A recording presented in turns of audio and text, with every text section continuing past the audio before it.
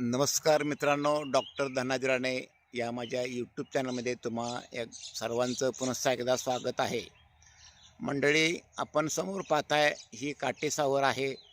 वसंत ऋतूची चाहूल लागताच या काटेसावरीला खूप मोठ्या प्रमाणात सुंदर अशी गुलाबी रंगाची भरपूर फुले आलेली आहेत.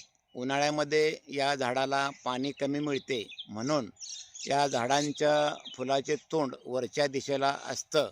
कारण या फुलामध्ये हिवाळ्यात पडणारे दव म्हणजे पाणी फुलात साठून राहते आणि ते झाडाला उपयोगी ठरते.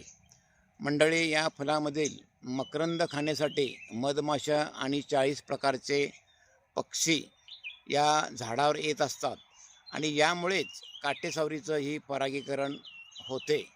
या फुलामध्ये फायबर, प्रथिने, जीवनसत्वे आणि खनिजे भरपूर प्रमाणात असतात. या फुलांचा उपयोग सांधेदुखी, स्नायूदुखी, त्वचा रोगासाठी आणि पचनशक्ती सुधारण्यासाठी ही आयुर्वेदिक औषध म्हणून अत्यंत फायदेशीर आहे. काटेसावरीची साल किंवा पाने चोळून पिंपल्सवर लावल्याने ते डागासह नाहीसे होतात. काटेसावरीची साल बारीक करून पेस्ट जखमेवर लावल्याने खोलवर असणाऱ्या जखमाही बऱ्या होतात.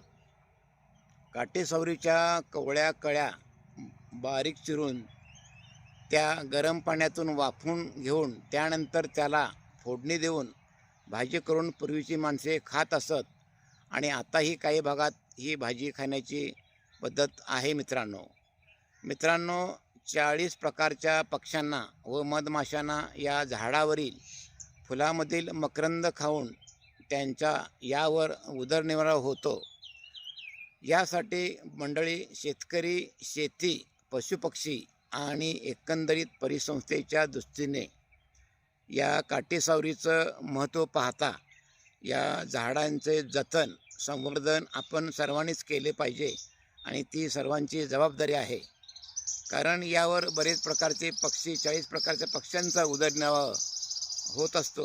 त्यामुळे ह्या निसर्गामध्ये जगण्याचा आपल्या मानवासह त्या पशु पक्ष्यांचाही जगणं ह्यामुळं शक्य होतं. तर या झाडांचं जतन करणं सर्वांची जबाबदारी आहे. मित्रांनो, बालपणीच्या आठवणीमध्ये या झाडाचा काटा दगडावर बारीक करून त्यामध्ये टणटणीचं पान घालून खाल्ल्याने तोंडही लाल होत होतं.